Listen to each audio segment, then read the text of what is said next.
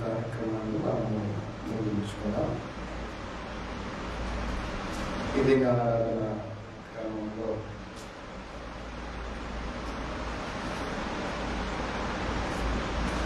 వాక్య ధ్యానంతో మనం 89వ కీర్తన భాగము. గత వారంలో 27 వచనాలు చదివాం. 28 నుండి చివరి వరకు ఉత్తర ప్రత్యుత్తరంగా ఈ దిన వాక్య భాగాన్ని మనం ధ్యానం చేద్దాం. 89, 28 నుండి చివరి వరకు అందరం లేచి నిలబడి కీర్తనల గ్రంథము 89, 28 నుండి 57 ఉత్తర ప్రత్యుత్తరంగా ఈ వాక్య భాగాన్ని మనం అందరం కలిసి ధ్యానం చేద్దాం.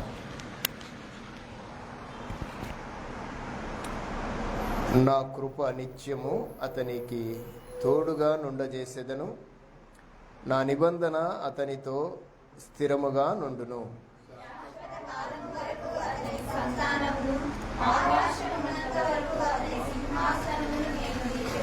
అతని కుమారులు నా ధర్మశాస్త్రమును విడిచి న్యాయ విధులను నాచరింపని ఎడల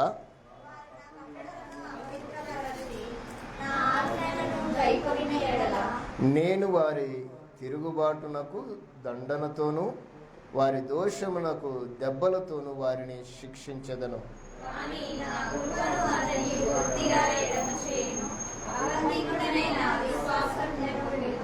నా నిబంధనను నేను రద్దుపరచను, నా పెదవుల గుండా బయలు వెళ్ళిన మాటను మార్చను.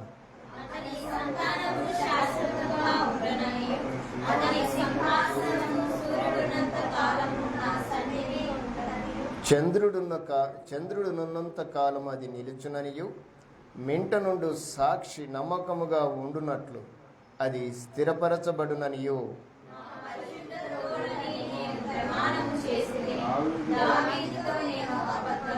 ఇట్లు సెలవిచ్చియుండియు నీవు మమ్ము విడనాడి విసర్జించియున్నావు. నీ అభిషక్తుని మీద నీవు అధిక కోపము చూపియున్నావు.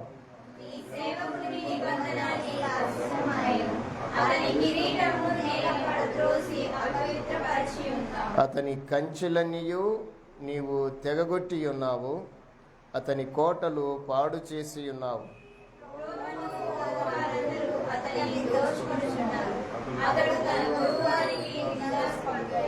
అతని విరోధుల కుడి చేతిని నీవు హెచ్చించి ఉన్నావు, అతని శత్రువులందరినీ నీవు సంతోషపరిచి ఉన్నావు.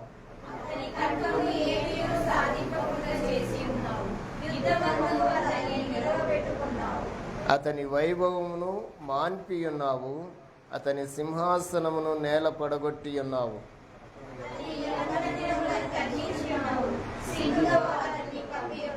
యెహోవా, ఎంతవరకు నీవు దాగి ఉందువు? నిత్యము దాగి ఉందువా? ఎంతవరకు నీ ఉగ్రత అగ్ని వలె ఉండును?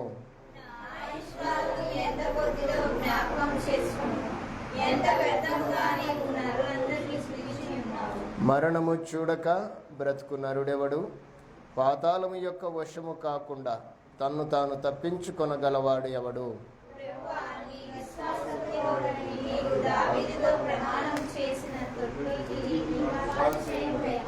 ప్రభువా, నీ సేవకులకు వచ్చిన నిందను జ్ఞాపకము చేసుకొనుము.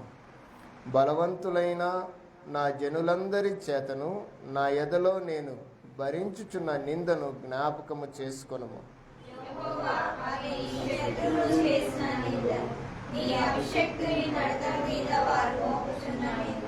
యెహోవా నిత్యము స్తుతినందునుగాక.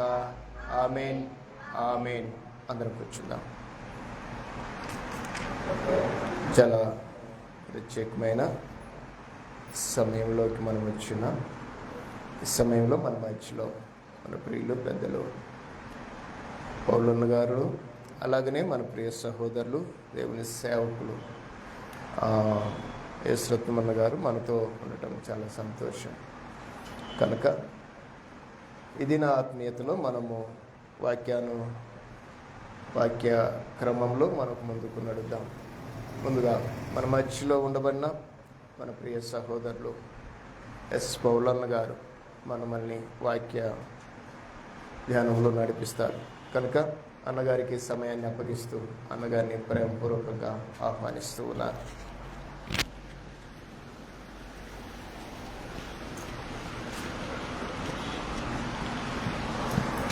దేవునికి స్తోత్రంలో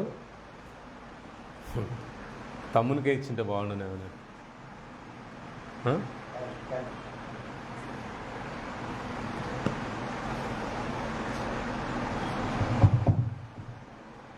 దేవునికి స్తోత్రములు. చేరివచ్చిన మీ అందరికీ ప్రభు పేట వందనాలు తెలియపరుస్తున్నా. వాక్య పరిచయంలోనికి వెళ్లే ముందు మనం ప్రభువుకు అప్పగించుకొని ముందుకు సాగిపోదాం. కళ్ళు మూసుకున్నట్లయితే ప్రార్థన చేసుకుందాం. ప్రేమ నమ్మకం గల మా ప్రియ పరలోకపు తండ్రి, మీ ఉన్నతమైన శ్రేష్టమైన నామను బట్టి ఈ ప్రభుదినంలో పరిశుద్ధులలో నాయన మీ వందనాలు స్తోత్రాలు చెల్లిస్తున్నాం. మరొక ప్రభు దినాన్ని మాకు అనుగ్రహించి మా ఆయుస్సును పొడిగించి మీ పాస్ అనేది మాకు అనుగ్రహించిన దాన్ని మీకు వందనాలు స్తోత్రాలు. ఆరాధనకు యోగుడు, స్థుతులకు కారణభూతుడు, మాట్లాడే దేవుడు, మరొని దేవుడు, విడుగని దేవుడు అని మీరు స్థుతిస్తున్నాం. ఏదైనా మరొక విలువక ఎడబాయక మీ సన్నిధానం తీసుకొచ్చిన మీ బిడ్డలందరికీ పెట్టి మీకు స్తోత్రాలు చేస్తున్నాం. ఇంకొకరికి నా ప్రభావ కార్యక్రమంలో మీరు తోడుగా ఉండి భయంకరంగా నడిపించిన దాన్ని బట్టి మీ స్తోత్రాలు. తిరిగి ఇప్పుడు వాక్యపరిచయం పిలుచుండగా అల్పుడను అయోగ్యుడును నా ప్రభావ దోషిని అపరాధిని నన్ను ముట్టండి, నన్ను క్షమించండి, కనికరించండి. మీ లేఖనాలు మీరే ఉండి మాట్లాడి సాయం చేయండి. వ్యర్థమైన మాటలు, వ్యర్థమైన తలంపులు రాకుండా మీరు నా నోటిని ఖాయమని నన్ను మీ చేతులకు అప్పగించుకున్నాను. బిడ్డలు కూడా వినే చేదు ప్రేక్షకులు సమస్తమును మీ చేతులకు అప్పగించుకుంటూ మీరే నడిపించుకుని యేసు నామములో స్తుతించి ప్రార్థిస్తున్నాం తండ్రి, ఆమేన్. దేవునికి స్తోత్రములు.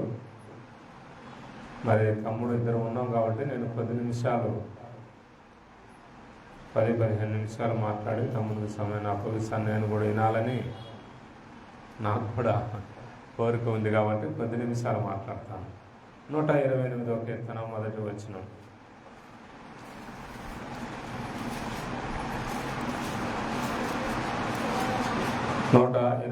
కీర్తన మొదటి వచనం. యెహోవా యందు భయభక్తులు కలిగి ఆయన త్రోవల యందు నడుచు వారందరూ ధన్యులు. చాలమ్మా. మొదటి వచనంలో చాలా క్లియర్గా చక్కగా అర్థమయ్యేలాగున అక్కడ క్లారిటీగా చెప్పబడింది ఏంటంటే ఎవరు ధన్యులు అన్నారు? యెహోవా యందు భయభక్తులు కలిగి ఆయన త్రోవల యందు నడుచు వారందరూ ధన్యులు. ఆయన యందు భయభక్తులు కలిగి ఆయన త్రోవల యందు, ఆయన ఆజ్ఞలందు, ఆయన మాటల యందు, ఆయన వాక్యమందు, ఆయన చిత్తమందు జీవించేవారు. నడుచుకోవడం అనగా జీవించేవారు అందరూ కూడా ధన్యులు. ఎవరు కూడా కొరత అనేది ఉండదు. అంతేకాకుండా దేవుని యొక్క వాక్యములో దేవుని యందు భయభక్తులు కలిగి జీవిస్తే ఎలా ఉంటుంది ఆ కుటుంబ జీవితం కానీ, ఆ సంఘ జీవితం కానీ, ఆ వ్యక్తిగత జీవితం కానీ అంటే ధన్యులు అంటే ఆనందకరమైన జీవితము ఉంటుందని మనము తేటతెల్లుగా బైబిల్ గ్రంథంలో నుంచి తెలియపరుస్తూ ఉన్నాడు. అంటే దేవుని యందు భయం లేకుండా, దేవుని యందు విధేయత లేకుండా, దేవుని వాక్యానుసారంగా జీవించకపోతే ఆ ధన్యత అన్నది, ఆ ఆనందం అన్నది, ఆ ఐశ్వర్యం అన్నది, ఆ ఆరోగ్యం అన్నది, ఆ అభివృద్ధి అన్నది రాదు అని వాక్యంలో మనం అర్థం చేసుకోవాలి. కాబట్టి మనం ధన్యులుగా ఉండాలన్నా, ఆశీర్వదించబడాలన్నా, ఐశ్వర్యవంతులుగా ఉండాలన్నా, ఈ లోకంలో నెమ్మదిగా ఉండాలన్నా మనకు వాక్యం ఏం చెబుతుందంటే దేవుని యందు భయభక్తులు కలిగి ఆయన త్రోవల్లో నడచాలి. అలాంటప్పుడు ఉన్నతమైన జీవితాన్ని దేవుడు అనుగ్రహిస్తాడని వాక్యం చెబుతుంది. ఇంకా కొన్ని మాటలు మనం చూస్తాము. దేవుని యందు భయభక్తులు కలిగి జీవించినటువంటి వారి జీవితాల్లో, వారి కుటుంబాల్లో, వారి వ్యవస్థలో, వారి సంఘంలో దేవుడు చేసినటువంటి మేలు, దేవుడు చేసినట్టు ఉపకారంను మనం చూద్దాం. కీడును పక్కన పెడదాం. ఎప్పుడు కూడా దేవుడు, మన దేవుడు మేలు చేసేవాడు, మన దేవుడు సంతోషాన్ని ఇచ్చేవాడు, మన దేవుడు జీవాన్ని ఇచ్చేవాడు, మన దేవుడు ఆహారం ఇచ్చేవాడు, మన దేవుడు ఆరోగ్యాన్ని ఇచ్చేవాడు, మన దేవుడు ఆస్తుల్ని ఇచ్చేవాడు. ఎప్పుడు ఇస్తాడు అంటే దేవుని యందు భయభక్తులు కలిగి ఆయన త్రోవల యందు నడుచువారు. మనం చూస్తాం ప్రార్థన గ్రంథంలో నిర్గమకాండం 1వ అధ్యాయము 17వ వచనం నుంచి 21వ వచనం వరకు కొన్ని విషయాలు మనం ఇక్కడ చూద్దాం. 15వ వచనం నుంచి చూద్దాం. మరి ఐగుప్తు రాజు సిప్రా పూయా అను హెబ్రీల మంత్రసానులతో మాట్లాడి, మీరు హెబ్రీ స్త్రీలకు మంత్రసాని పని చేయు వారిని కాన్పుల పీటల మీద చూసినప్పుడు మగవాడైన ఎడల వారిని చంపుడి. ఎవరి ఆజ్ఞ ఇది? రాజు యొక్క ఆజ్ఞ. ఎవరికి ఇస్తున్నాడు? ఒక సాధారణమైన స్త్రీలకు ఇస్తూ ఉన్నాడు. మంత్రసానులకు వారి మంత్రసానులు ఏం చేస్తారంటే కాన్పులు చేసేటువంటి జీవితం వారు కొనసాగించేవారు. వారికి ఆ పరిస్థితిలో ఆ యొక్క రోజుల్లో ఈ ఐగుప్తు రాజు అనేటువంటి ఆయన దేవుని బిడ్డలకు వ్యతిరేకముగా ఒక శాసనాన్ని రచించాడు, ఒక ఆజ్ఞను జారీ చేస్తున్నాడు. ఏమనంటే, మీరు ఒక పని చేయండి, మీరు ఏం చేస్తారంటే ఈ ఇశ్రాయేల్ ప్రజల్లో హెబ్రీలలో మగపిల్లవాడు పుడితే చంపేయండి, ఆడపిల్లలు పుడితే బ్రతకనీయమని ఒక రాజు ఆజ్ఞిస్తున్నాడు. ఇక రాజు ఆజ్ఞను తిరస్కరిస్తే ఏం జరుగుతుంది? మరణ శాసనమే. అయితే వారికి ఒక ఆర్డర్, శాసనము తెలియపరచబడింది. ఏమంటున్నాడు? ఒక్కసారే చంపివేయమన్నాడు. చంపుడి, ఆడదైన ఎడల దాని బ్రతకనీయుడని వారితో చెప్పాను.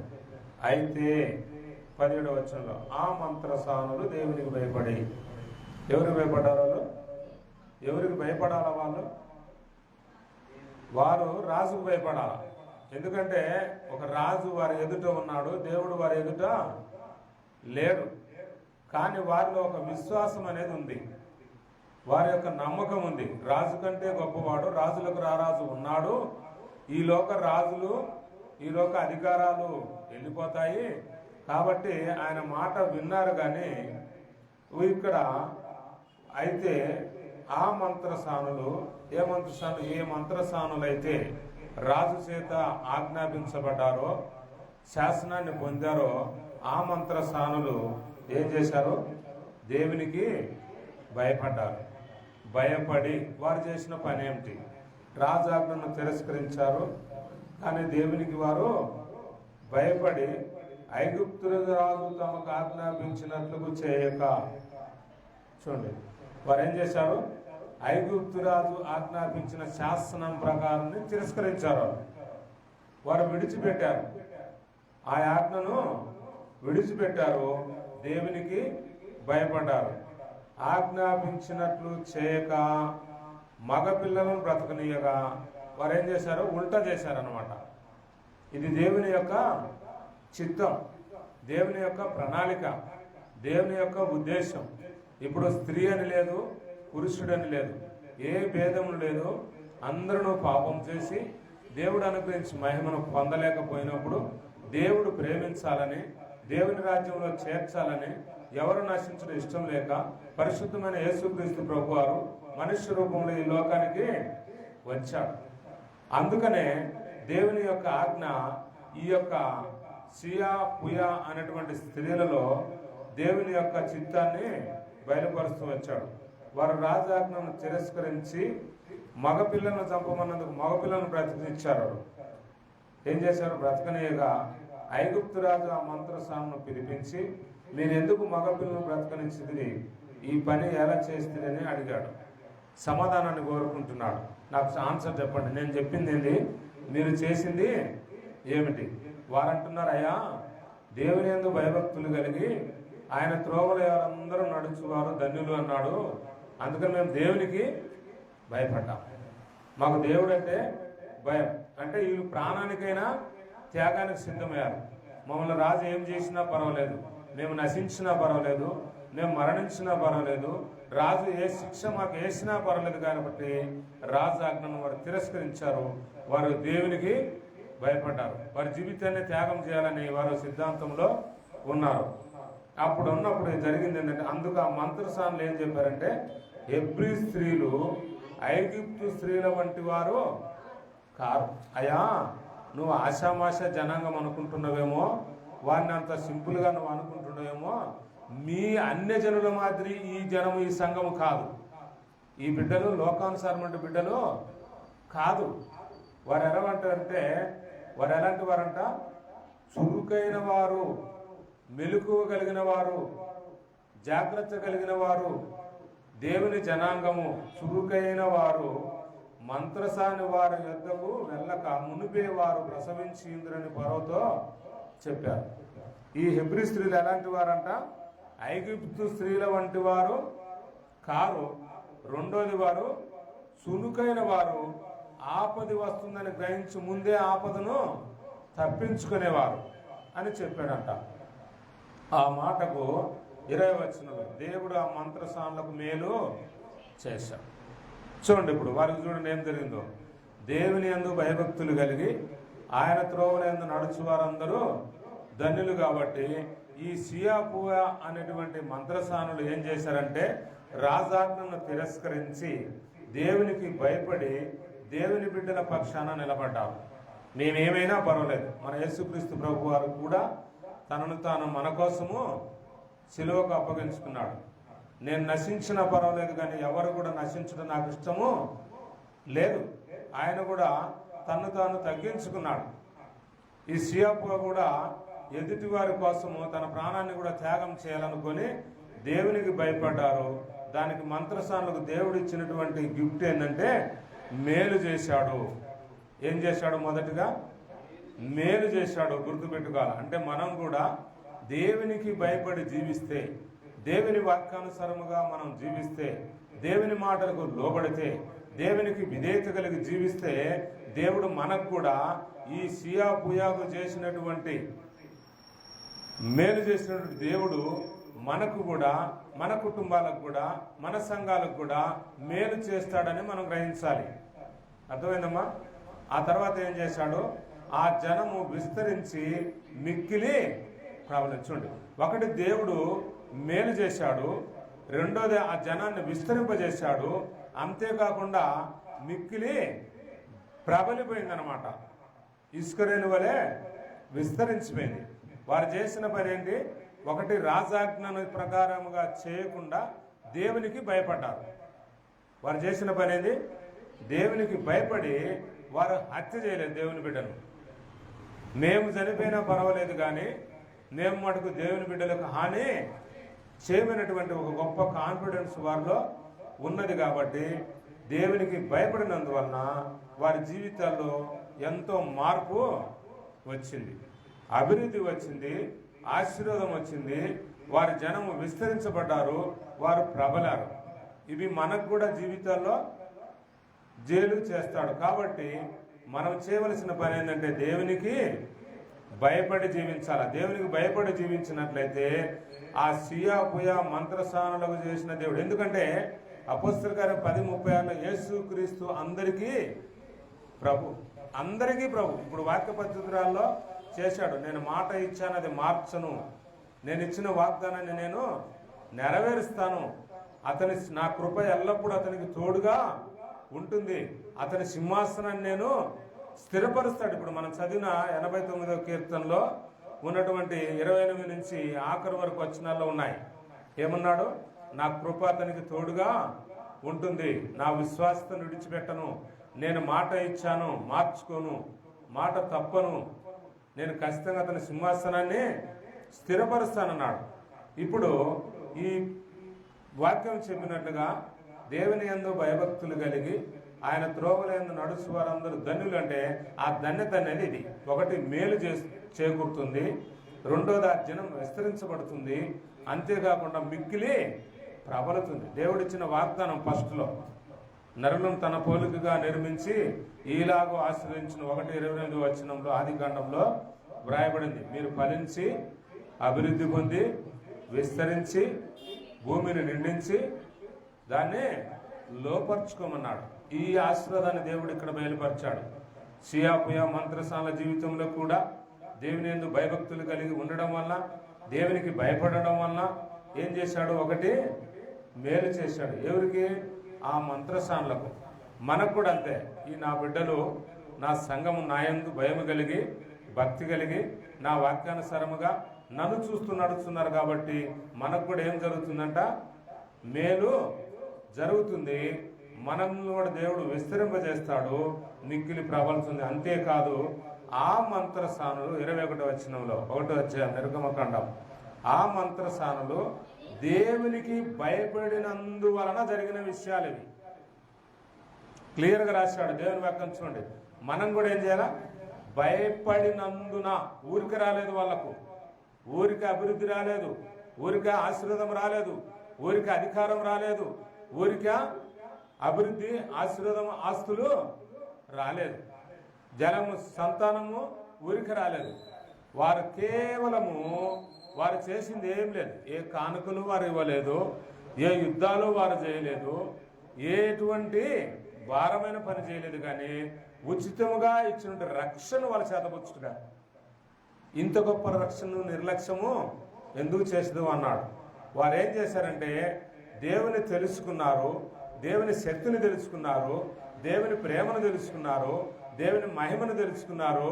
అవన్నీ వారికి కావాలని దేవునికి భయపడినందువలన ఆయన వారికి వంశాభివృద్ధి కలగజేశాడు. చూడండి ఎంత గొప్ప కార్యం జరిగిందో.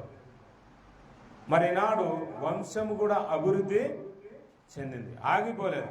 కొంతమంది ఇప్పుడు ఈ లోకంలో గమనిస్తే ఒక తండ్రికి 3 కొడుకులు పుడితే ఒక్కరికి పిల్లలు ఉంటారు, 2 పిల్లలు ఉండరు. అవి అంతరించిపోతున్నాయి. ఇది కేవలం ఏంటంటే దేవుని భయము బొత్తిగా లేదు. నిజమైన విత్తనం అయితే దేవుని చేత ఆశీర్వదించబడిన వారంటే పిల్లల పిల్లలు 28వ వచనంలో ఈలాగు నువ్వు ఆశీర్వదించబడదవు అంటున్నాడు. మనం చదివిన వాక్యం నుండి కిందికి వెళ్తే అన్ని దీవెనలే. అవి చూడాలి, వంశాభివృద్ధి జరగాలి అంటే కేవలము దేవునికి భయపడి జీవించాలి. ఈ లోకంలో దేవుని మాటకు భయపడాలి, దేవుని వాక్యానికి భయపడాలి, దేవుని చిత్తానుసారముగా జీవించాలి అని దేవుని వాక్యం చెబుతుంది. మన ఎదుట ఈ సియా పుయా అనే మంత్రసానులు మనకు ఒక గైడ్ లైన్, మనకు సాదృశ్యం అన్నమాట. ముందు వారిని ఎలా వారు ఆశ్రదించబడ్డారు, వారి సంతానం ఎందుకు విస్తరించబడింది, వారు ఎందుకు ఇంత జనాంగం అయిపోయారని అంటే వారు కేవలము ఏం చేయలేదు, దేవుని యందు భయభక్తులు కలిగి ఉన్నారు కాబట్టి ఒకటి మేలు జరిగింది. వారి జనం విస్తరించబడ్డారు, వారు మిక్కిలి ప్రబలారు. అంతేకాకుండా వారికి వంశాభివృద్ధి కలగజేశాడు. అంతమన్నది లేదు. జీవగ్రంథంలో వ్రాయబడింది సియా పుయా మంత్రసానులని. మరి ఈనాడు మన పరిస్థితి, మన జీవితాలు ఎలా ఉన్నాయి? మనం కూడా వీరిలాగా దేవుని యందు భయభక్తులు కలిగి జీవించినట్లయితే మనం కూడా మంచి మేలు పొందుతాము. మన జనాన్ని కూడా దేవుడు విస్తరింపజేస్తాడు, మనల్ని కూడా ప్రబలటట్టు బలాఢ్యులుగా చేస్తాడు. అంతేకాకుండా మన వంశాన్ని అభివృద్ధి చేస్తాడు. అలా జీవించాలి. అలాంటి స్థితిలోనికి మనం రావాలంటే మనం కూడా దేవుని యందు భయభక్తులు కలిగి జీవించాలని ఈ వాక్యం ద్వారా హెచ్చరిస్తూ ఈ సమయాన్ని ఇచ్చిన అన్నకు వందనాలు తెలియపరుస్తూ వాక్యాన్ని ముగిస్తూ ఉన్నాను. దేవుడి వాక్యం దీవించును గాక.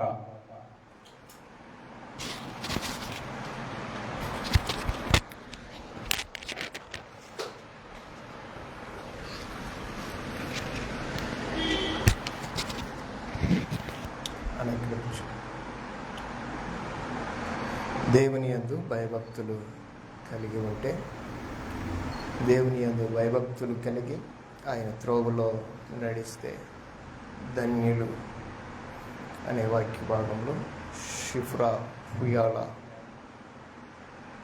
ప్రస్తావాన్ని మనం విన్నాం. ఇది వారి గురించి కాదు, ఈరోజు నేడు మన గురించి. ఈరోజు మన యొక్క జీవితాల్లో, కుటుంబాల్లో, సంఘాల్లో, సహవాసాల్లో దేవుని భయం ఏ మేరకుందో మనమే పరిశీలన చేసుకోవాలి. దేవుడికి వారు భయపడినందున దేవుడు వారికి మేలు చేసెను, వారికి సంతానాభివృద్ధి కలగజేసెను. చాలా గొప్ప విషయం. ఈరోజు చాలామంది దేవునికి భయపడటంలా, భయం లేదు. భయము అనేది ఉంటే భక్తి వస్తుంది. ఈరోజు ఉంటున్న పరిస్థితులు మారిపోయాయి. చివరి దినాల్లో చాలా ప్రత్యేకమైన రోజుల్లో మనం ఉన్నాం కనుక చెప్పబడుతున్న ప్రతి మాటలు దేవుని సేవకుల ద్వారా మనము ఆలోచన చేద్దాం. అలాగ మనము మేలును పొందుకుందాం. మన యొక్క అభివృద్ధికి మనమే బాటలు వేసుకుందాం. చక్కటి విషయాల్ని తెలియజేసిన అన్నగారికి షార్ట్ అండ్ స్వీట్గా కొంచెమైనా చాలా చక్కని విషయాలు తెలియజేసిన అన్నగారికి మనందరి తరపున ప్రత్యేకమైన వందన చెల్లిస్తూ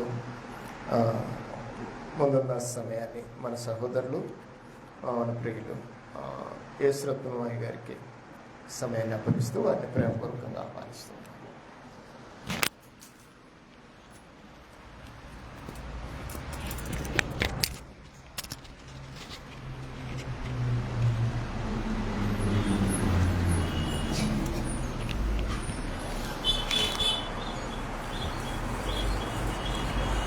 దేవునికి మహిమ కలుగునుగాక.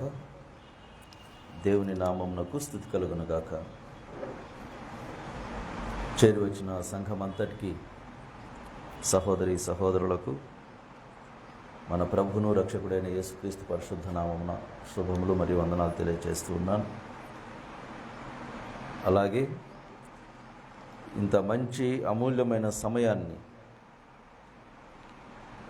ఆయన పరిశుద్ధ నామాన్ని కీర్తించి కొనియాడే మహాభాగ్యం మనకు అనుగ్రహించిన దేవాతి దేవునికి హృదయపూర్వకంగా కృతజ్ఞతాస్తుతులు చెల్లిస్తూ, మరి ఇంతకుముందు మంచి మాటలను, దేవుని యొక్క వాక్యమును మనము సహోదరుడు అన్న ద్వారా మనం మంచి మాటలు విన్నాం. మంచి వర్తమానం అందించేందుకు అన్నకు వందనాలు. ఫుల్ టైము ఇవ్వమని చెప్పాను, కానీ మరి ఎందుకో దేవుని యొక్క చిత్తము, మరి అన్న మెసేజ్ నేను పూర్తిగా వినలేకపోయాను. దేవుని చిత్తం అయితే మరి యొక్క సమయంలో దేవుడు వినడానికి కృప చూపిస్తాడు అని నమ్ముతూ ఉన్నాను. నమ్ముట వలన సమస్తము సాధ్యమే కాబట్టి అన్న మెసేజ్ త్వరలో వినబోతూ ఉన్నాను. సంతోషం. మరి 128వ కీర్తన మరి ఎంత చదువుతూ ఉంటేనే మనకి, మన హృదయాలకి చాలా సంతోషకరంగా, ఆనందకరంగా ఉంటుంది.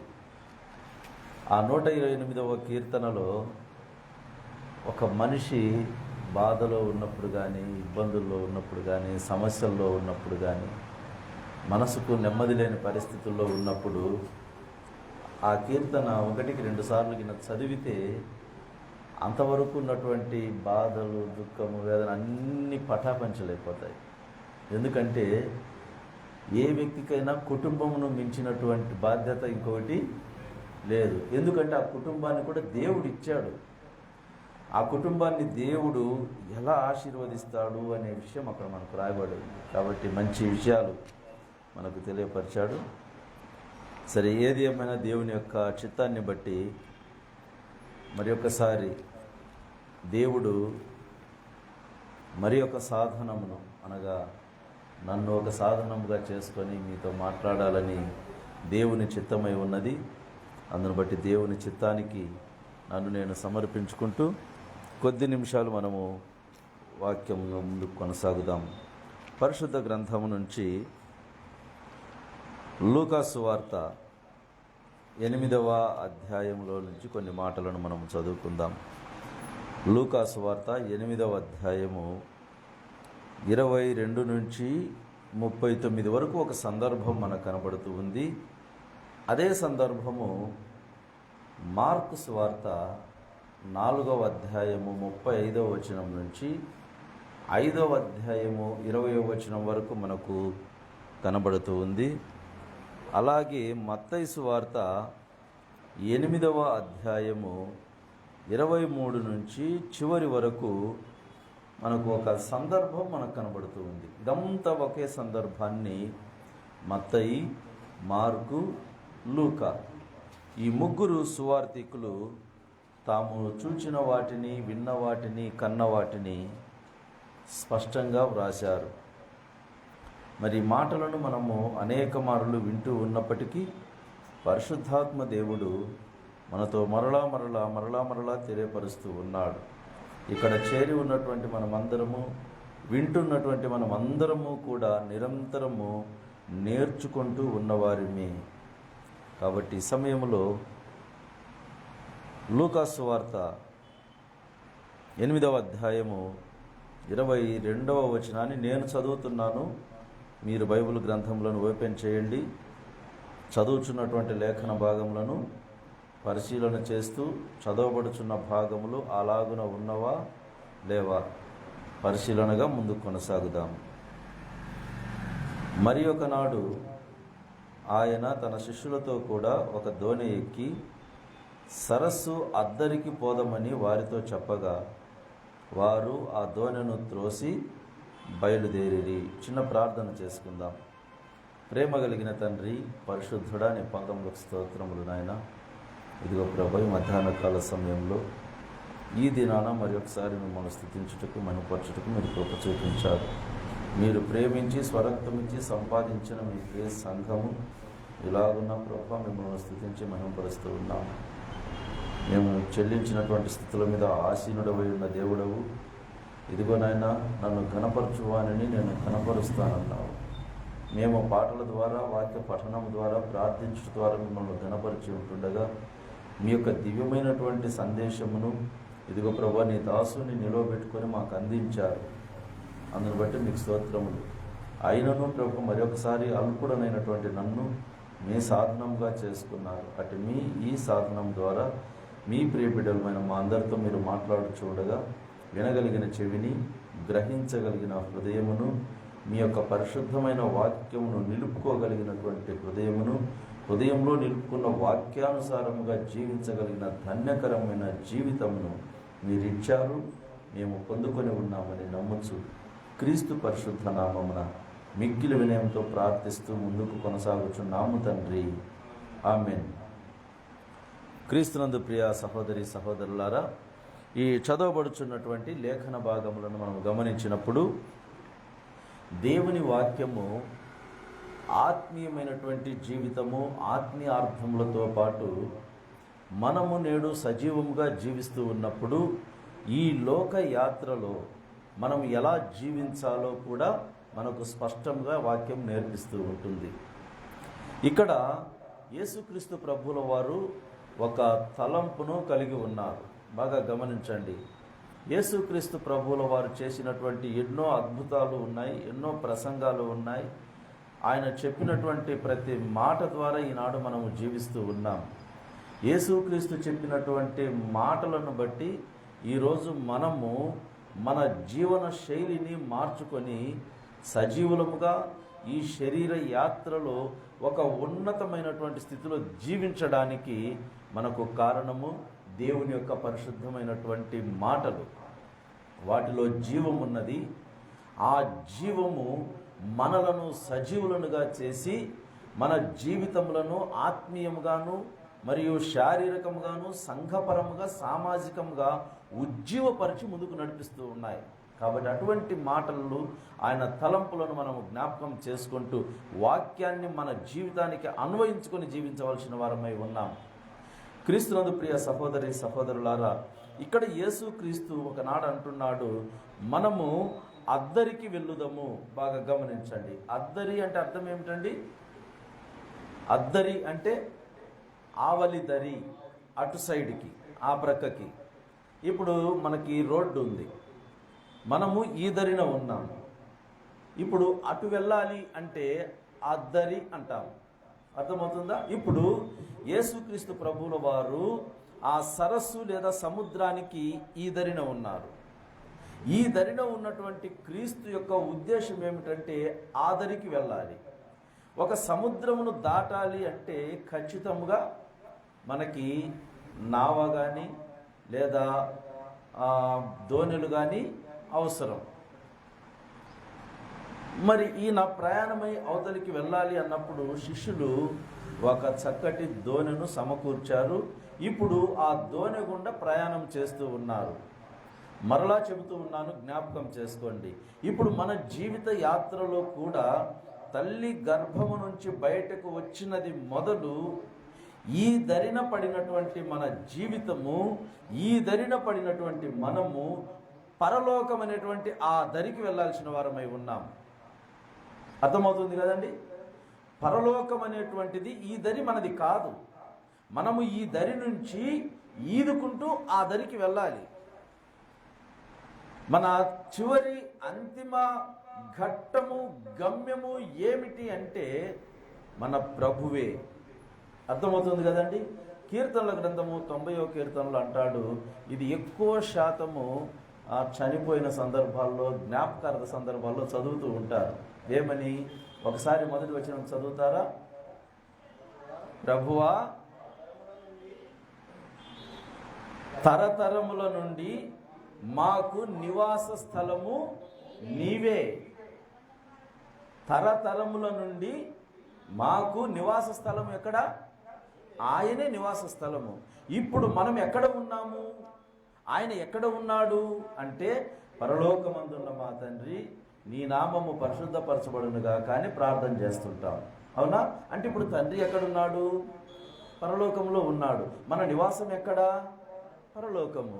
మనం ఎక్కడ ఉన్నాము అంటే, ఈ భూమి మీద మనము కేవలము యాత్రికులమును పరదేశులమును కదా. యాత్రికులు పరదేశులు ఏదో ఒకరోజు స్వదేశానికి చేరి తీరవలసిందే. అంటే ఇప్పుడు ప్రభువు చెబుతున్నటువంటి వాక్యాన్ని బట్టి యేసుక్రీస్తు అద్దరికి వెళ్ళవలసి ఉన్నది. అలాగే మనము కూడా ఈ దరిని విడిచిపెట్టి ఏదో ఒకరోజు కంపల్సరిగా అద్దరికి వెళ్ళి తీరాలి. ఈ వెళ్ళేటువంటి ప్రయాణాన్ని మనము జ్ఞాపకం చేసుకుంటే ఒకసారి మనం ఆలోచన చేద్దాం. సముద్ర ప్రయాణం ఎంత భయంకరంగా ఉంటుందంటే, ప్రస్తుతము ఈ భూమి మీద ఈ రోడ్డులో ప్రయాణము చేయడమే ఎంత భయంకరంగా ఉందో మనకు తెలుసు. ఎంత భయంకరంగా ఉందో మనకు తెలుసు. రోడ్డు ఎక్కిన తర్వాత ఆ వ్యక్తి తిరిగి సజీవముగా ఇంటిలోనికి వచ్చేంత వరకు గ్యారంటీ లేనటువంటి పరిస్థితులు. పైగా ప్రమాదము ఎటు సైడ్ నుంచి వస్తుందో మనకు బాగా క్లియర్గా కనబడుతూ ఉంటుంది కూడా. అర్థమవుతుంది కదండి? మనము జాగ్రత్తగా వెళుతూ ఉంటే వెనక వచ్చే బండ్లను గమనించవచ్చు. సైడ్ మిర్రర్స్ ఉంటాయి బైకులకైతే, గమనించవచ్చు సరిగా వినియోగించుకుంటే. లేదా ముందు వెళ్ళేటప్పుడు అందరూ సరిగా ప్రయాణం చేస్తే సరి అయినటువంటి ప్రయాణం సాగుతుంది.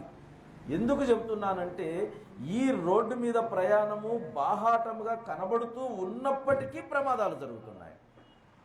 కానీ సముద్ర ప్రయాణము అంటే, సముద్రంలో ప్రయాణం చేసేటప్పుడు ఎప్పుడు ఎక్కడి నుంచి ఏ సైడు నుంచి ఎటువంటి ప్రమాదము పొంచి ఉంటుందో మన కంటికి కనిపించదు.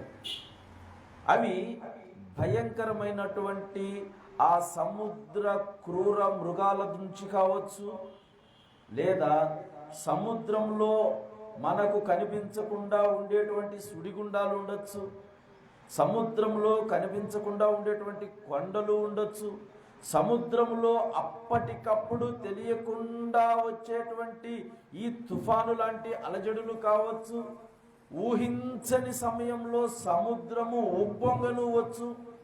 అర్థమవుతుంది కదండి? ఇవన్నీ సముద్రంలో వచ్చినప్పుడు మనం ఎక్కడికి పోగలం? ఎక్కడికైనా వెళ్ళగలమా? రోడ్డు మీద వెళ్ళేటప్పుడు వర్షం వస్తుంటే ఏదో ఒక చెట్టు దగ్గర దాపు చేసుకొని ఆగిపోతాం, కొద్ది నిమిషాలు అవకాశం ఉంది. కానీ సముద్రంలో దోణి దిగడానికి లేదు, దోణిని ఒక దరికి తీసుకొని వెళ్ళడానికి లేదు. చాలా భయంకరమైనటువంటి పరిస్థితి. ఇటువంటి పరిస్థితులు ఒక్కసారి మనం ఆలోచన చేస్తే, పౌలు గారు ఎదుర్కొన్నటువంటి సమస్యలు మనం ఎవరం ఎదుర్కోలే. అనేక మార్లు ఆయన దేవుని సువార్తను ప్రకటించడానికి సముద్ర మార్గం గుండా వెళ్తూ ఉంటే ఆ దోణిలు పగిలి నీళ్లలోనే రోజుల తరబడి ఉంటూ, రాత్రి సమయంలో పగిలితే తెల్లవారేంత వరకు వారు ఎక్కడ ఉన్నారో కూడా తెలియని పరిస్థితులు. అటువంటి ప్రమాదాలు ఎన్నో పొంచి ఉన్నాయి ప్రయాణంలో. క్రీస్తునందు ప్రియులారా, ఇక్కడ యేసుక్రీస్తు ప్రభుల వారు అద్దరికి వెళ్తూ ఉన్నాడు. అద్దరికి వెళ్ళడంలో ఆయనకు ఒక ఉద్దేశం ఉంది. అది ఏమిటి అంటే, అద్దరిన ఒక వ్యక్తి ఉన్నాడు, గెరాసేనుల దేశం వెళ్ళాలి. ఆ దరిన ఒక వ్యక్తి ఉన్నాడు, అక్కడ దయ్యము పట్టినటువంటి వ్యక్తి. ఆ దయ్యం పట్టినటువంటి వ్యక్తిని ఈయన బాగు చేయాలి. యేసుక్రీస్తు వచ్చింది దేని కొరకు అంటే నశించినటువంటి వారిని వెదకి రక్షించుటకు. ఆయన రక్షించేటువంటి ఈ కార్యంలో ఎటువంటి సమస్యలు ఉన్నా ఎదుర్కొని పోతాడే తప్ప ఎప్పుడు వెన్ను చూపినవాడు కాదు. అటువంటి క్రీస్తు యేసునకు కలిగినటువంటి మనస్సును కూడా మనము కలిగి ఉండాలి. క్రీస్తునందు ప్రియులారా, దేవుడు ఒక మంచి శుభకార్యాన్ని తలపెట్టి ప్రయాణం చేస్తూ ఉంటే ఆయనతో పాటు మరికొన్ని దోణులు కూడా ఉన్నాయి. ఇంతకుముందు మీ దగ్గర ఈ మాటలు నేను చదివించాను, అర్థమవుతుంది కదండి. మార్కు సువార్తలో మనకి ఈ మాటలు స్పష్టంగా అర్థమవుతాయి. 35వ వచనంలో 4వ అధ్యాయంలో యేసుక్రీస్తు ప్రభుల వారు అద్దరికి వెళ్ళాలనుకున్నప్పుడు పొద్దుగుకే సమయానికి వాళ్ళందరినీ పంపించి వేసి అప్పటికే ఆయన చాలా దేవుని వర్తమానాలు వినిపించాడు. మనం ఏమనుకుంటామంటే 1-2 చోట్ల దేవుని యొక్క వాక్యం చెప్తే అబ్బాంగా ఈరోజు అలసిపోయాను, నేను రెస్ట్ తీసుకోవాలి. వాస్తవమే కదండి. 1 గంట ప్రార్థన చేసినా ఇప్పుడు దాకా ప్రార్థన చేసుకున్నాను, రెస్ట్ తీసుకోవాలి. 2-3 గంటలు వాక్యం చెప్పొచ్చినా ఇప్పుడు దాకా వాక్యం చెప్పాను, ఇక నేను రెస్ట్ తీసుకోవాలి. ప్రతి దానికి రెస్ట్. కానీ యేసుక్రీస్తు అప్పటి వరకు దేవుని యొక్క అనేకమైనటువంటి రాజ్య సువార్త మర్మాలను విన్నవించి వారికి వినిపించి ఇప్పుడు ఏమంటున్నాడంటే మరలా అద్దరికి వెళ్ళాలి. ఆ వెళుతూ ఉంటే మార్గమధ్యంలో, ఆ ప్రయాణ మార్గంలో తుఫాను రేగెను, పెద్ద తుఫాను రేగెను. ఆ తుఫాను రేగి అక్కడ మార్కు సువార్తలో మనకు రాయబడి ఉంది స్పష్టంగా ఏమని, అనేక దోణెలు ఆయన వెంట ఉన్నాయి. అయితే తుఫాను రేగి సముద్రపు అలలు ఏముందండి అక్కడ, చదువుతారా? మార్కు సువార్త 35వ వచనం 4వ అధ్యాయము. పెద్ద తుఫాను రేగి, ఈ మాటలను మనం గమనించాలి. ఈ మాటలను మనకు చాలా ప్రాముఖ్యమైనటువంటి మాట. ఏమి అంటే అప్పుడు అంటే వారు ప్రయాణమై వెళుతూ ఉన్నప్పుడు సముద్రం మీద పెద్ద తుఫాను రేగి అలలు ఎక్కడ కొట్టాయండి? ఆయన ఉన్న దోణి మీద, ఆయన ఉన్న దోణి మీద అనే మాట మనం జాగ్రత్తగా గమనించాలి. ఈ మాటలు ఎందుకు చెప్తూ ఉన్నాను అంటే చాలామంది యేసుక్రీస్తును నేను సొంత రక్షకునిగా అంగీకరించాను, ఇక నాకు ఏ ప్రమాదము లేదు అనుకుంటూ ఉంటారు. అవునా? ఎక్కువ మంది చెప్పేవాళ్ళు కూడా అలాంటి మాటలు చెప్తారు. ఎంతసేపు ఆశీర్వాదాల గురించి, దీవెనల గురించి, మీ అప్పులు పోతాయి, మీ ఆర్థికంగా మీకు లోన్లు వస్తాయి, అవి వస్తాయి, ఇవి వస్తాయి, ఇవి చెప్తూ ఉంటారు. కానీ భౌతికమైన వాటిని ఆయన ఎప్పుడు ఎంత మేరకు ఇవ్వాలో ఆయనకు తెలుసు. కానీ ఆయన వచ్చింది దేని కొరకు అంటే అసలు ఆయన ఉద్దేశం ఏమిటంటే నశించిపోతున్నటువంటి ఆత్మలు రక్షింపబడాలి. ఎక్కడ నుంచి అయితే మనం వచ్చామో తిరిగి అక్కడికి చేర్చబడాలి. ఎక్కడి నుంచి వచ్చాము మనం ఎక్కడి నుంచి వచ్చామండి? ఒక్కసారి గతంలో నేను మొదటిసారి వాక్యం చెప్పినప్పుడు మీకు గుర్తుండి ఉంటుంది. దేవుడైన యెహోవా నేల మంటితో నరుని నిర్మించి వారి నాసికారంధ్రములలో జీవవాయువును ఊదినప్పుడు నరుడు జీవాత్మయ్యాడు. అంటే ఇప్పుడు మనం ఎక్కడి నుంచి వచ్చాము? ఆయనలో నుండి వచ్చాము.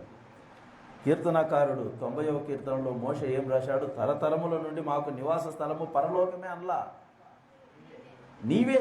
అంటే ఇప్పుడు మనం ఎక్కడ నుంచి తీయబడ్డామో తిరిగి అక్కడికి చేర్చబడాలి.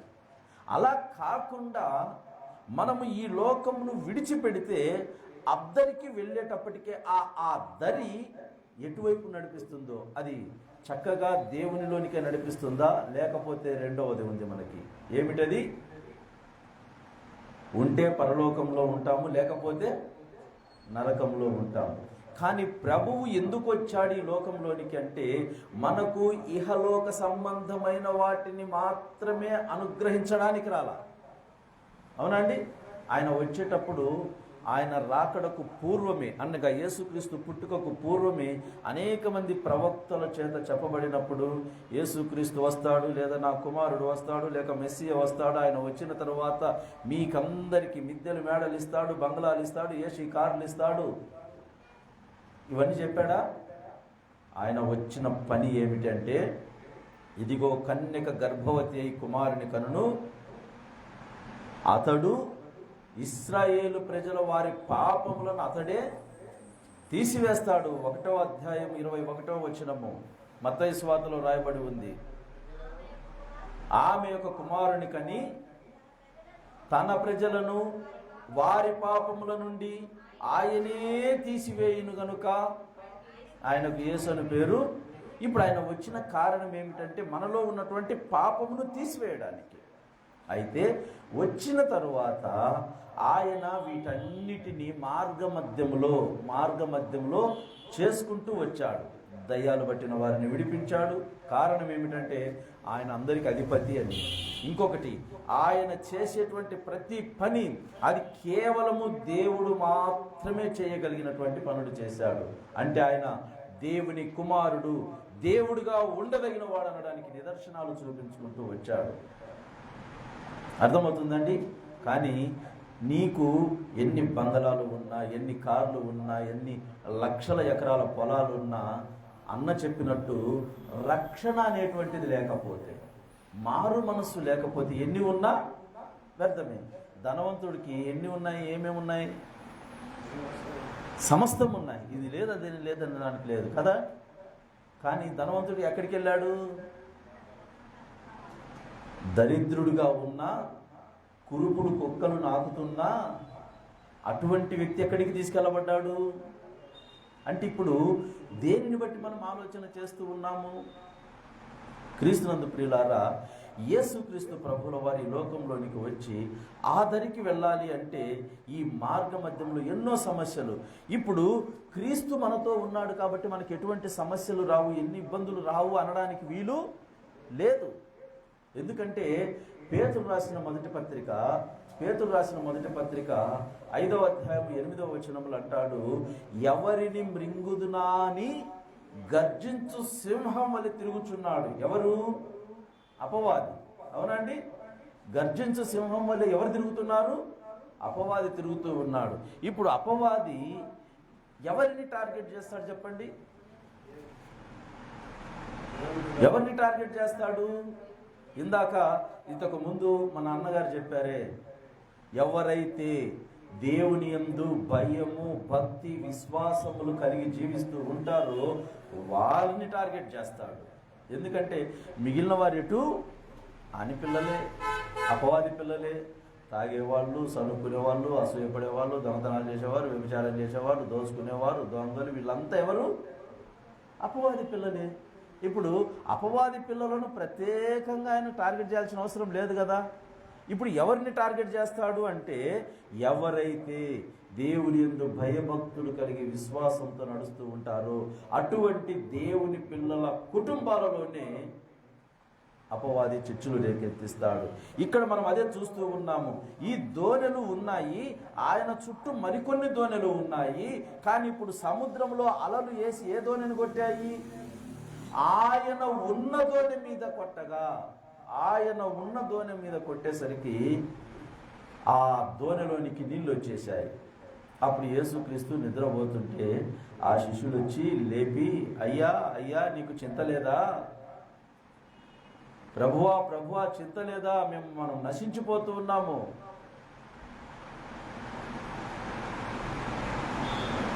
చింత లేదా ఏమయ్యా, బోధ కూడా నాశించిపోతున్నాము.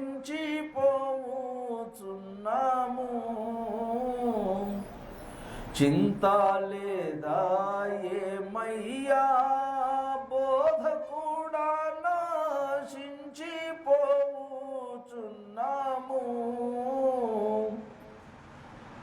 అంటూ యేసుక్రీస్తు శిష్యుడు పోయి ఆయన లేపారంట.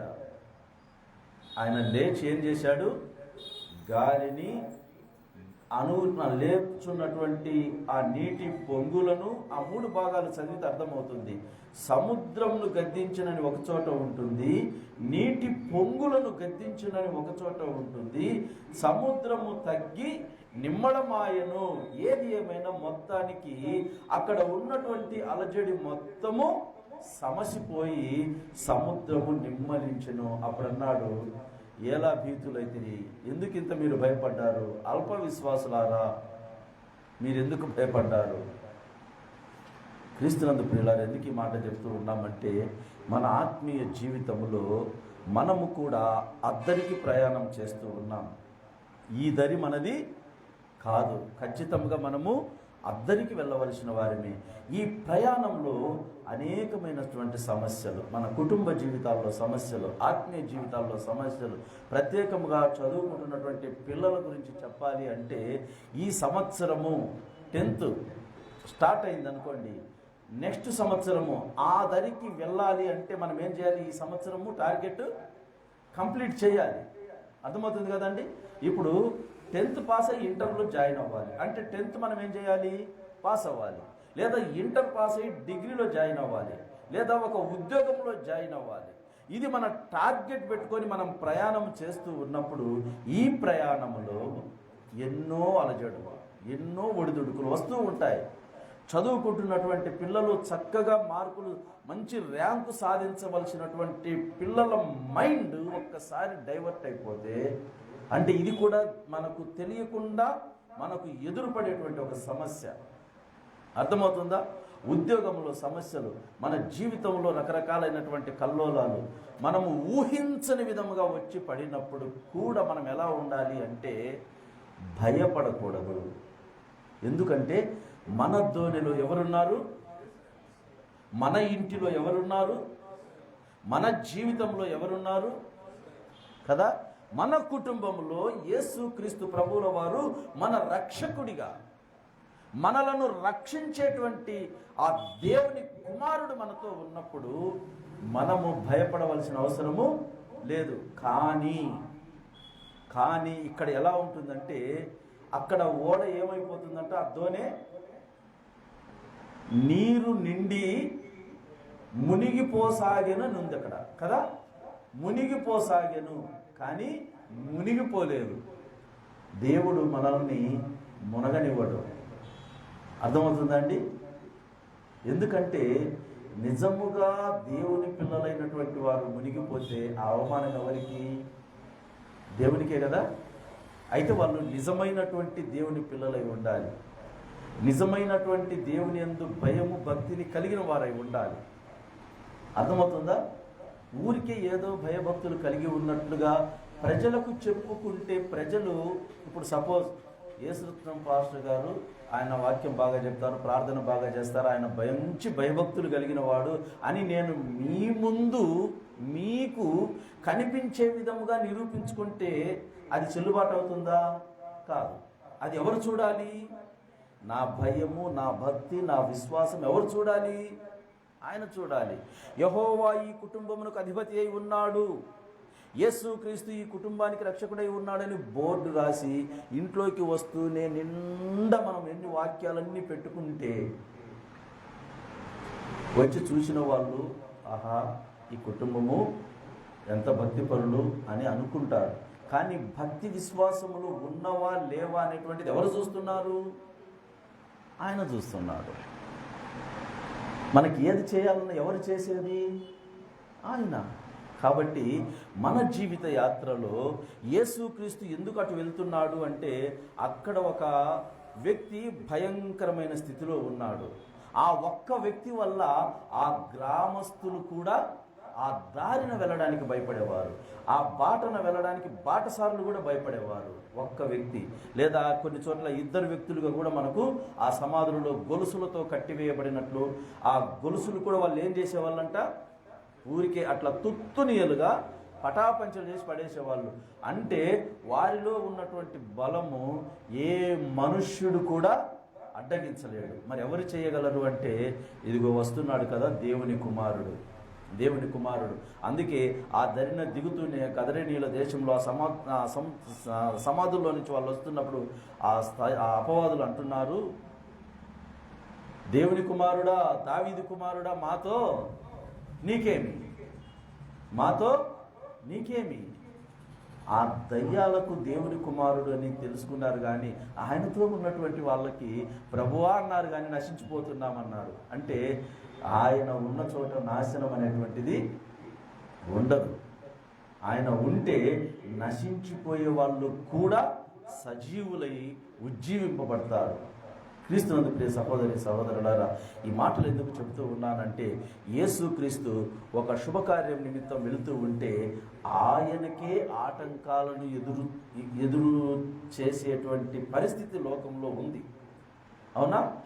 మనకు కనబడుతూ ఉంది. ఆయన ఉన్న దోణిలోనే, కానీ దోణిలోనికి నీరు వచ్చినంత మాత్రాన, లేదా దేవుని పిల్లల కుటుంబాలలోనికి కష్టాలు వచ్చినంత మాత్రాన, నిందలు వచ్చినంత మాత్రాన, లేకుంటే ఇబ్బందులు వచ్చినంత మాత్రాన, సమస్యలు వచ్చినంత మాత్రాన ఆ కుటుంబము దేవుని కుటుంబము కాకపోదు. కానీ మనలో ఏముండాలి? నిరీక్షణ ఉండాలి. నా ప్రభువు నాతో ఉన్నాడు, నా ప్రభువు నాతో ఉన్నాడు అనే ఒక ధైర్యంతో మనం కొనసాగాలి. అలాగే మన చదువుతున్నటువంటి చదువుల్లో, చేసేటువంటి ఉద్యోగాల్లో, మీ జీవిత యాత్రలో ఒక టార్గెట్ పెట్టుకొని ఉంటారు. ఇదిగో నేను ఇది సాధించాలి, ఒక గోల్ కలిగి ఉంటారు. ప్రతి స్టూడెంట్ ఒక గోల్ ఉంటుంది. ఆ గోల్ సాధించడానికి ఈ పందెరంగంలో మధ్యలో అవసరమైతే మనకు కానటువంటి వాళ్ళు కొన్ని సమస్యలను కలిగించవచ్చు, లేదా మనమే కొన్ని సమస్యలను తెలియకుండా వాటిల్లో పడవచ్చు. అయినా వెనుకంజ వేయకూడదు. అనుకున్న గోల్ సాధించాలి అంటే మన ఎదుట మనకంటే ముందుగా వెళ్తున్నవాడు మనము నమ్మిన దేవుడు. మార్గమును సరళం చేసుకుంటూ వెళ్తాడు. కాబట్టి మనము అందరికీ చేసేటువంటి ఆధ్యాత్మిక జీవిత ప్రయాణంలో కానీ, ఈ లోక సంబంధమైనటువంటి సంఘపరమైన జీవితము, సామాజిక పరమైన జీవితము, మన ఉద్యోగ యాత్రలో కానీ, మనం చదువుకుంటున్నటువంటి చదువుల్లో కానీ, మన జీవిత యాత్రలో మనతో మన ప్రభువు ఉన్నాడు అని ఖచ్చితంగా నమ్మి, ప్రభువు ఎలాగైతే సమస్యలు ఎదురైనప్పుడు వాటిని ఛేదించి అనగదొక్కి అణచివేసుకుంటూ వెళ్ళి ఆ వ్యక్తిని బాగుపరిచినప్పుడు, ఆ దయ్యాలు పట్టినటువంటి వ్యక్తి వెళ్ళి దెకపొలిలో సువార్త ప్రకటించాడు. అప్పటిదాకా ఆయన చూసి భయపడిన వారందరూ ఇప్పుడు దేవుణ్ణి ఘనపరుస్తూ ఉన్నారు.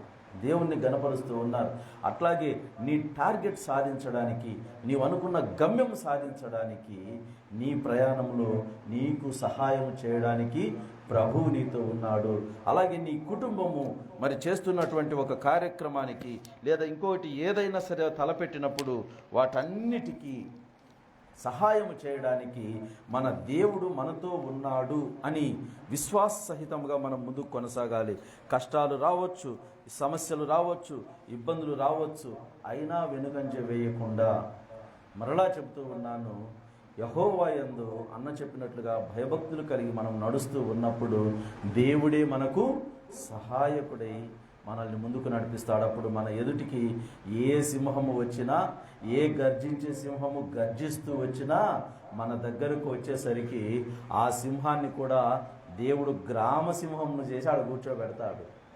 అటువంటి దేవుని యందు మనము విశ్వాసమును కలిగి మనతో, మన కుటుంబంలో, మన వ్యక్తిగత జీవితంలో మన ప్రభు మనతో కూడా ఉన్నాడని నమ్మి విశ్వసించి అద్దరిలో ఉన్నటువంటి యాత్రలో కొనసాగుదాం. ప్రభు అయినటువంటి యేసుక్రీస్తుల వారు ఆయన చిందించినటువంటి పరిశుద్ధ రక్తం ద్వారా మనము కడిగి పవిత్రపరచబడినప్పుడు, ఆ కుటుంబము లేదా ఆ వ్యక్తి పరిపూర్ణమైన రక్షణలోనికి వచ్చినప్పుడు, ఆయనను సొంత రక్షకునిగా అంగీకరించి ప్రయాణం చేస్తూ ఉన్నప్పుడు మనకు ఉన్నటువంటి ఆటంకాలన్నిటినీ ఆయన ముందుగా వెళుతూ సరళం చేస్తూ సరైనటువంటి జయ జీవితాన్ని మనకు అనుగ్రహించి ఆయన పిల్లలుగా ఉండేటువంటి అధికారాన్ని మనకి ఇస్తున్నాడు. దేవుడు అట్టి కృప మనకు అనుగ్రహించి మన ముందున్నటువంటి భవిష్యత్తు యాత్రలో మునుముందుకు విజయబావుట ఎగురవేసేటువంటి దిశలో నడిపించునుగాక. మీకందరికీ వందనాలు తెలియజేస్తూ ఈ అవకాశం ఇచ్చినటువంటి స్థానిక సంఘ సేవకునికి, అలాగే విన్న మీకందరికీ ధన్యవాదాలు తెలియజేస్తూ ఈ నా మాటలు ముగిస్తూ ఉన్నాను. Thanks for all.